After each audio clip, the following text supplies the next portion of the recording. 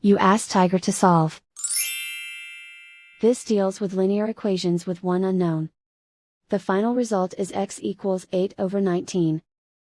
Let's solve it step by step. Simplify the expression. Group like terms.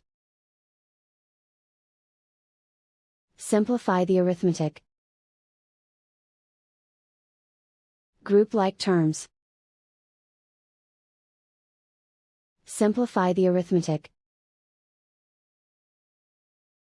Group all x terms on the left side of the equation. Add 2x to both sides. Group like terms. Simplify the arithmetic. Group like terms. Simplify the arithmetic. Group all constants on the right side of the equation.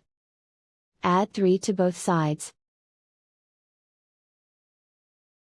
Simplify the arithmetic.